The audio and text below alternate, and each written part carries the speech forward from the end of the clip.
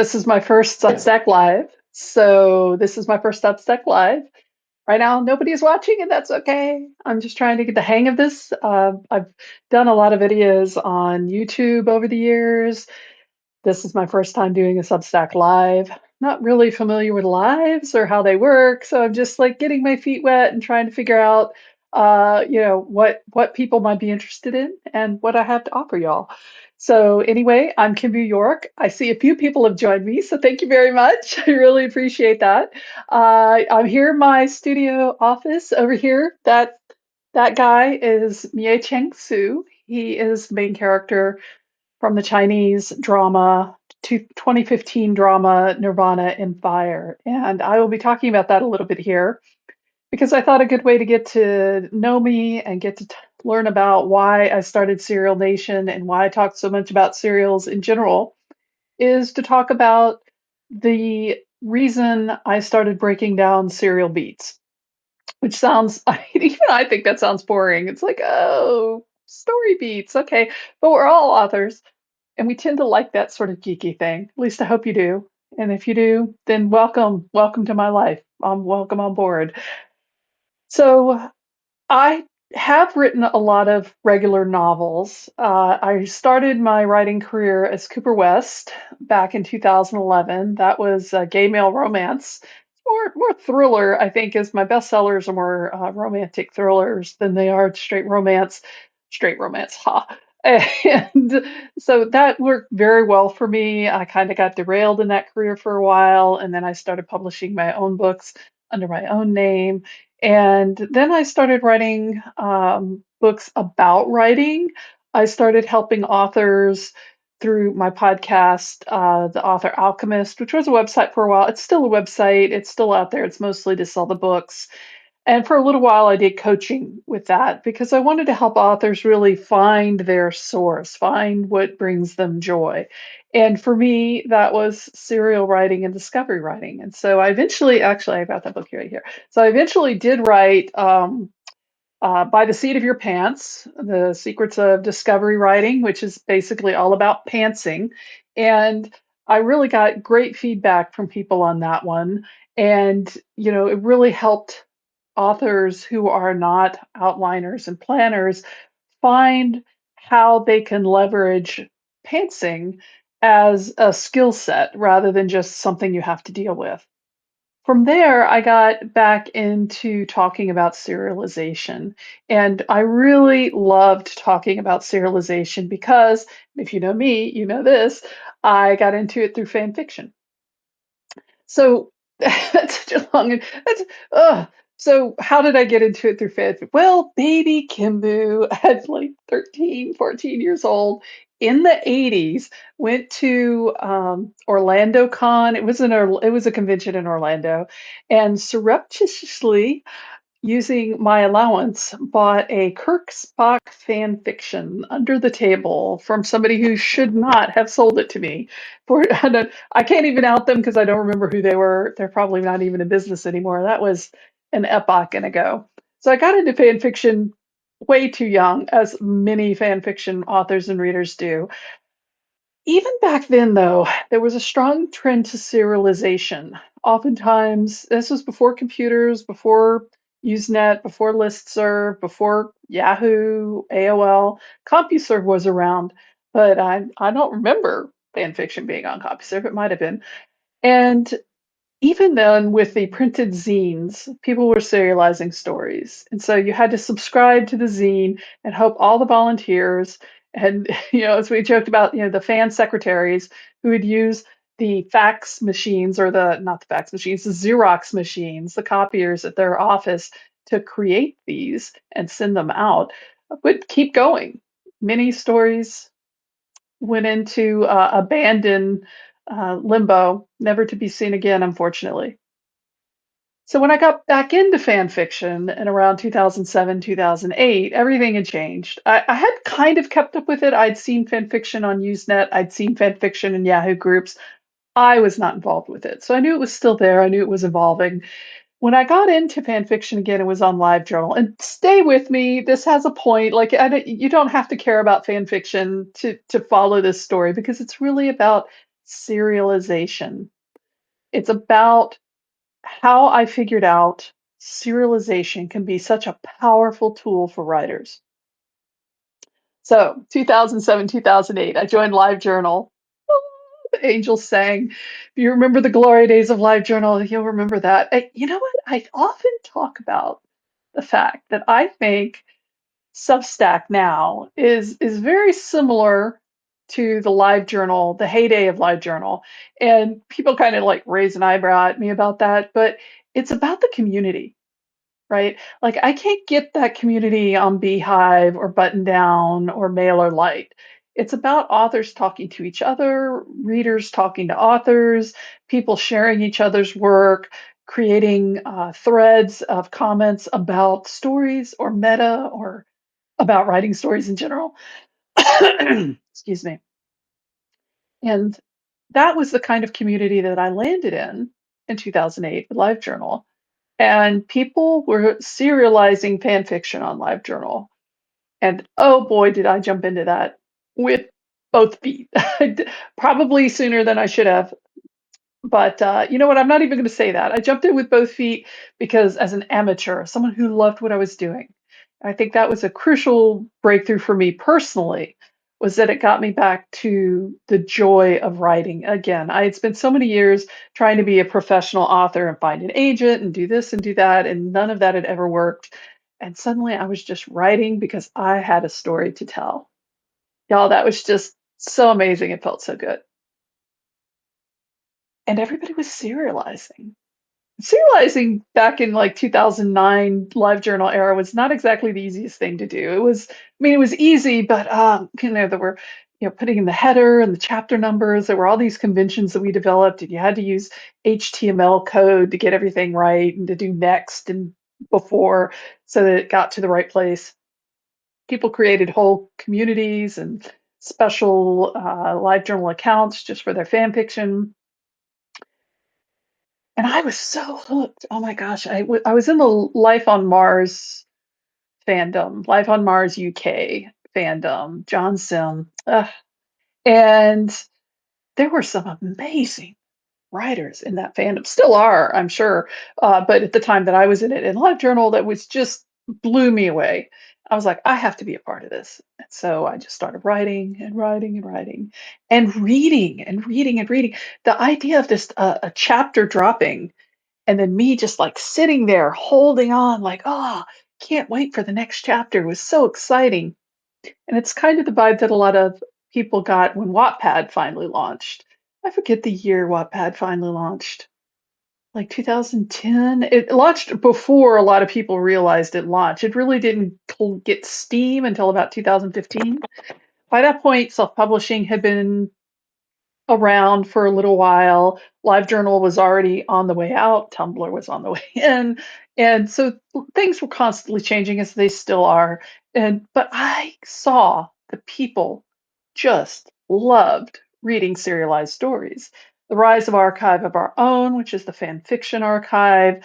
I mean, it is. There's a reason it is one of the top five, top two most popular sites in the world, especially before it got banned in China. It was one of the top sites in the world because it just got so many hits and so many people using it. They love serialized fan fiction. Now, to be fair, there's a lot of one shots, what we call, basically short stories on AO3 and in fan fiction. So I don't want to make it sound like everything's all about serialization all the time, but that is what I saw as I was posting stories and I was posting serialized stories. And not only was I getting the hit of joy of being an author who was serializing, but I saw how readers enjoyed the serialization process, how they loved leaving comments at the end of a chapter, how much they enjoyed speculating what might happen next, how much they reached out to the author, oh, if you posted a note on your big saying, I was sick, I had a head cold, sorry I missed a week, so much sympathy and outpouring of support. Oh, we love the story. Take your time. Just kind of where I get my whole thing that most readers are pretty forgiving if you're honest with them about what you're doing. So then we get to BA Chainsuit and Nirvana and Fire, which I watched 2020. It was my pandemic comfort watch show. And I wasn't really familiar with Chinese dramas. I'd seen The Untamed, I'd seen Guardian, and if you know those, you know. If you know, you know. It would just mesmerize me. And here's the trick. Here's the thing that really got me thinking about serialization in regards to both fan fiction and original serialization and Nirvana Empire is that I vowed this is a 50 episode, 54 episode series. And I said, you know what? If I watch one episode a week, that is a year of viewing. That sounds like a great idea. That'll get me through a whole year of the pandemic. 3 weeks later, I had watched the whole thing and all the way through, top to bottom, and every episode, and had already started a rewatch. So yeah, that's what happened there. I think I've frozen. Has my screen frozen? Connection is unstable. Oh no. Hope that's not going to be too much of a problem. Well, I'm going to continue on as if you guys can still see me because it does say live. So, ugh, all these little things. Probably should have turned notifications off. I realized that so many of the shows that I loved on television were serials. That they drew me in, they hooked me, and they just kept me connected to the story and the characters all the way through. And it from top to bottom. So I started thinking about how that actually works. And one of the things that I realized is that there was kind of a, well, not kind of, there was an overarching plot to a lot of these serials. Okay, good. Yeah, I don't know. Why is my video frozen? That annoys me. I'm gonna hit the video button, see what happens. See if we can refresh. Oh, look, it worked. Ah, see, I learn something new every day. Thank you so much. Thank you for letting me know. Uh, all these little things. So I started looking, and I looked specifically at Nirvana and Fire because I just watched it. I just binge watched it when I'd not planned to do that at all. And I realized there were so many episodes where the characters ended the episode sitting around quietly and calmly, drinking tea in a room, nothing going on around it. Like this was not a cliffhanger ending, y'all. That's what I'm getting at. It's like this was not a cliffhanger. Most of them aren't cliffhanger endings. They kind of like interrupt the story actually. Oh wait, the scene just ended right there. What I realized was that they had these way of pacing the stories so that even when a shorter story arc ended and another one began, it's usually in the middle of an episode, and then the overarching story always hit a peak point in that where you wanted to keep watching to see where it went. This is not anything new to storytelling, hooking readers in, keeping them engaged with your characters. These are things every novel, advice, book, guru, coach is going to tell you. But I was looking at the structure. So then when I got out of that, I went to the writers group that I belong to, and we were talking about serials and serialization because at this point, Radish had come on scene, now shut down. Bella had come on scene, also now shut down. And so people were really thinking about, well, I want to make some money on these platforms. How can I do that? Do I have to end every scene with a cliffhanger? Yeah, how do I do the pacing? Is it different from a novel? And sometimes it's not. You can just serialize a novel. I say that all the time. But when you look at how very long running popular serials, whether they're web comics, actual written serials, prose narrative serials, work, they often have this structure of a very long story arc, story beats. We might use the hero's journey as a common one that everybody's familiar with, and shorter story arcs interspersed throughout it. And as I broke that down, I created a spreadsheet, and that spreadsheet is available pretty much everywhere. I can link to it after the live is done. But the process of that ended up with me writing a book. So yes, look, see my book. Oh, I'm so proud of it. Oh, book. And That's the second edition. The first edition came out 2023. I was part of the Ream beta author crowd. I'm not on Ream anymore. There's a lot of reasons for that. Mostly it just didn't seem to fit what I wanted to accomplish. I didn't end up landing on Substack. And I'm currently building a serialization app that can be self-hosted by authors. More on that soon. But I was a part of that original group. And as a part of that original group, I did a webinar with one of the CEOs. People really responded to that. And that's how we ended up with the book. But I think it's important for us as authors to really think about these types of structures, even if we're pantsers, even if we're don't like outlining, or even if we love outlining a lot, think about how a long running story is going to go. Now, so one of the questions I get about between serials and novels is, can you serialize a novel? The answer is absolutely, of course. There's a lot of serialized novels out there in the world. I want you to think about the model that you're going to be using. I've just started a post series on this on my Patreon. Those posts will be cross-posted to the free Serial Nation Substack. They usually come out a few weeks afterwards. I like giving my Patreons first glimpse of it and the chance to ask me questions, which talks about the different models that are available to people that are available on all the different platforms.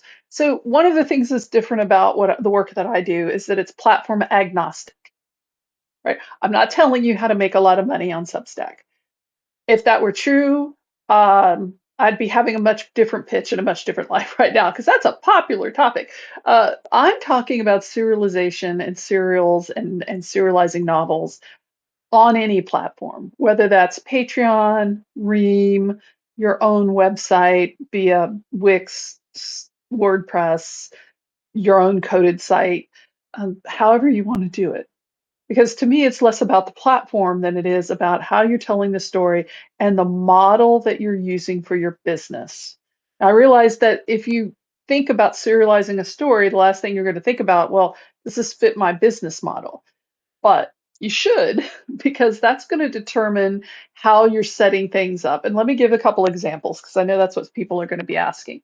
So the first example is one that a lot of romance authors use right now, especially on Ream and on Patreon, which is where they're serializing novels, right? They're not doing long running serials. They may have a series, and we can talk about that in a little bit, but they're serializing novels. A lot of them are serializing the draft as they go. And then when it's done, they pull down the draft and they publish it to Kindle Unlimited. There may be people here, sorry if you're familiar with Kindle Unlimited, but I've discovered recently that some people don't understand what Kindle Unlimited is. So Kindle Unlimited is kind of like a Netflix version of subscribing to books. It's not free, you pay every month, you probably already know that. But what you don't know is that on the back end, if you're an independent author, and you put your book exclusively in Kindle Unlimited, you can't publish the ebook anywhere else. You can publish the print version, but not the ebook. You can't publish the ebook anywhere else. So they have to take it down so that they can put it into Kindle Unlimited, where there's a huge audience for romance and spicy and erotica and all those categories and genres, right? So that is a very successful model. Is that your model? It's not my model, but it is a very successful model. I think if you look at things like lit RPG or science fiction, what you're finding is that a lot of authors are putting their work out on sites like Royal Road, which is very, very well known for its lit RPG community. Lit RPG, if you're not familiar with it, is literary role-playing games. So that's lit RPG, and it's basically a written text version of a game walkthrough, usually with some side things. There could be some transmigration or some portal stuff in there, but that's essentially what it is. And these are a lot of fun, especially if you're a gamer and you're familiar with gaming conventions, which I was not. Like the first time I came across lit RPG, I was just like, this is so confusing. What's happening? I'm not a gamer, that's why I didn't know. So they are finding a lot of success on Royal Road. What they do is they publish their chapters or episodes fast and hard, as many as they can, as fast as they can, and just keep going. Usually, Lit RPG posts 800 to 1,000 word episodes, 2 to 3, sometimes even 5 days a week. They eventually get to the point where they can slow that down, but their original goal is to grab as many people, readers, as fast as they can. And then they move to Patreon. So the lit RPG community on Patreon is huge, and you don't know it until you start looking at the numbers, but it's big. So a lot of these authors start doing early access on Patreon and then posting publicly on Royal Road. That way they keep their Royal Road audience, they keep their their organic discoverability on Royal Road, but they're getting paid by their super fans on Patreon. So that's another model. So already we've got two models that are going strong here. An example I always use is Chris Hopper. He's done very, very well for himself with hard science fiction on his own website. I think he built it using Wix, but he has super fans and super fans. There are people who pay him like $1,000 a month. Now they get a lot for that. They get like little trinkets and signed things and exclusive limited editions. How he even keeps track of it, I don't know. He can definitely afford a staff at this point. But he keeps everything on his own site. And what he does is he just pays for advertising on sites like Facebook, Instagram. I don't know where he's advertising right now. This was a couple of years ago. So that's another model. You can do early access, you can do closed access, you can do all sorts of different variations of things. A lot of people on Substack, including me with Dragon's Grail. Now, this isn't what I'm doing with Transmigrated Terry, but for my fantasy arc series, Dragon's Grail, I have the first arc free to read on Substack. Everything past that, it's free for the first 2 weeks, and then it goes behind a paywall. Eventually, once the books get published for each arc, so right now I'm getting ready to publish Arc 1 as a standalone book. It will be available wide. It's not going in KU, so it'll be available on Amazon and Barnes & Noble and on my own store, Shop of York, which is hosted by Shopify. I will then take the paywall off. So there's going to be this period where you only get that book, like book 2, for instance, uh, behind a paywall if you really want to read it. So your options are to read it during the first 2 weeks when each episode comes out before it goes behind a paywall, or wait until it's completed. And I eventually, after a few months, usually about 6 months is kind of what I'm aiming for, I unlock the paywall and I put the book up for sale wide. No one way is right. And that's really what I want to try to get across to people is that there's no one simple way of serializing it, especially people who are on Substack tend to, just promote the Substack way. And it's very effective and it works for a lot of people. Not here to say it doesn't, but I'm also saying that it might not be the only way. It might not be your way. You might have a blog on Substack talking about writing or your special interests while your serial writing lives somewhere else, especially if you like Princess, if you're lit RPG. You might also post to Substack, but your main home is going to be Royal Road and Patreon. If that's where lit RPG readers expect to find you, right? Romance readers expect to find you on Ream, Wattpad, if you have any free stuff you want to put up there, or in Kindle Unlimited. Right? Got to know your audience, got to know your genre, but also you got to know what model is comfortable for you.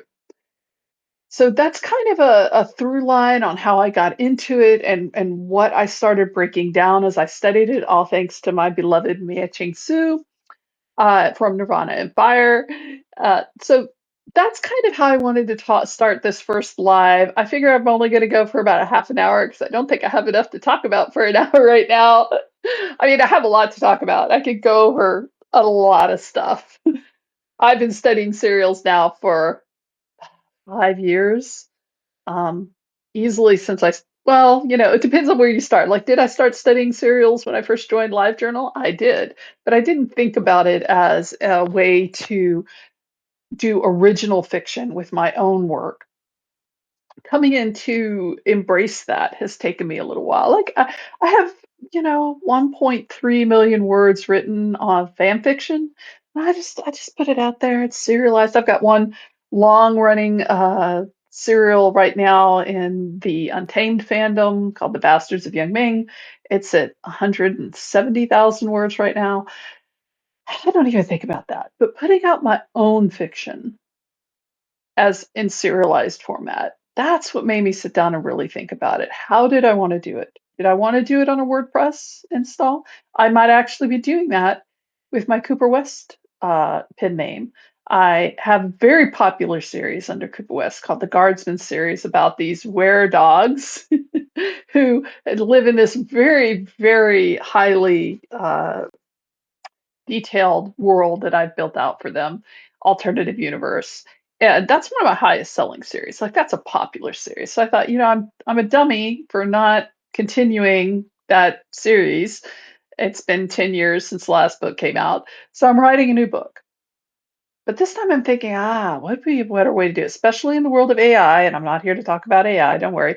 But in the world of AI where, search is changing, how do I get my stories out there? And I realized, Kim, serialization.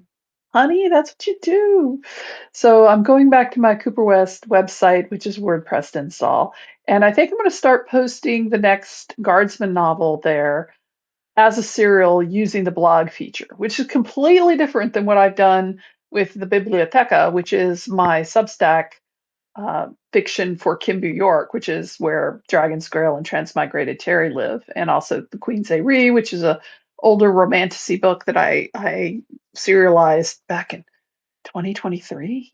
Yikes! So even I'm experimenting still because, well, technology is changing. I do believe, as much as I love being on Substack, that as the technology goes forward, it's going to behoove authors for us to have our writing on our own websites. And I know that may sound scary to some people who don't have a techie background. I think it's going to become easier, though. And the app that I'm working on is designed to make it easy for you. It's still a ways away, so I'll keep you posted as that gets developed. I'm almost ready for bed and lunch for the reader side. I'm still working on the writer side app, but it's all about having control over your IP, deciding how you want to pull readers into your world, how to capture your super fans and keep them engaged. And I think serialization is not the only way to do that, but it's such a powerful way to do that. So, that's what I wanted to come on today with this live and talk about, give a little bit of introduction to myself. If anybody's got any questions they want to throw at me, you can put them in the chat. I'm not going to, you know, immediately sign off at 2:30. I'm happy to stick around for a little while if people do have questions. So feel free to put them there if you want. Or I could just keep talking about Mia Ching Su because, oh God, I love Mia Ching Su. It's if you have not watched Nirvana, okay, sorry, we're going off on a tangent. Can't help myself. Nirvana Empire is basically a Count of Monte Cristo style story of this guy getting revenge on everybody who wronged him and his family. And it's super dramatic and it's sometimes silly. I always say Nirvana and Fire is a comedy, which is ironic because it is absolutely not a comedy. It's filled with tragedy and violence, but it is still there's some wonderful comedic elements. Huge, who is the star who plays Mia Ching Su, is a fabulous actor. And if you want me to rewatch Nirvana and Fire, will twist my arm. I'm just going to rewatch it anyway because that's what I do as a fangirl. So that's what I have to say. I think I'm rambling at this point. I'm kind of keeping my eyes on the chat. If anybody has a question, feel free to write it or message. Or what do we call it in Substack Lives? Have we just determined that? I don't know. I mean, I watch other people's, but I've never done mine. So this is the first one. Yay, thank you for showing up. Reminder, my book, Become an Unstoppable Storyteller, it is available on all platforms. And yes, Discovery Writers, I did Pantsers. I did actually write a book just for you by the seat of your pants because I am a discovery writer and I felt like there was more to being a discovery writer and a pantser than just, you need to stop being lazy and learn how to outline. No, that doesn't work for some of us. I'm sorry. It's just never going to work. Say it right message. What? It say write message? Oh, okay. Write message. Write me a message. There we go. Yes, write me a message. If you have a question, if you want to tell me the wrong color lipstick, I guess you could tell me that too. But it's just like, that's not quite the feedback I'm looking for. Although if it is the wrong color lipstick, let me know. So anyway, thank you all so much for showing up for this very first live. Please feel free to comment, or my chat is always open on Substack. You can email me, however you want to reach out to me, comment, leave a note on Substack, reach out to me by email, ask me questions. I'm always happy to answer questions for people. If you do want to support my work, you can subscribe, become a Patreon over at Serial Nation Patreon, where I am doing resources that are versions of my spreadsheet with the beats all written out in spreadsheet form. So you can basically plug and play. And what I've done there is those are specific to different genres. Like I think I just did the romance episodic one. I did one on thrillers. I'm getting ready to release one on pulp fiction, which uses the Lester Dent Story Beats framework. Oh, thank you, Shannon. Yes. All right. I'm doing good. My goal is to make it super helpful for people as I explore serialization, and especially as serialization is changing along with the technology. It is very important to remember. I joked about coming on back into fan fiction in the live journal era, and the technology has really changed since LiveJournal in 2008. I don't know if you've noticed, uh, but here we are with Substack. Here we are with Wix and Squarespace. It's easier than ever to put up your own website, to have your own blog. You can use Ream, you can use Wattpad as a funnel to your Kindle Unlimited. There's so many things you can do. And I just want to give people the tools to find their own path to do that, because it's not just about the money, it's about the money. Like I need money, you need money, we all need money in this day and age. But it's not, as creators, it's not just about the money. I got back into writing and became a professional author when I learned to love writing again. And learning to love writing again for me came through serialization.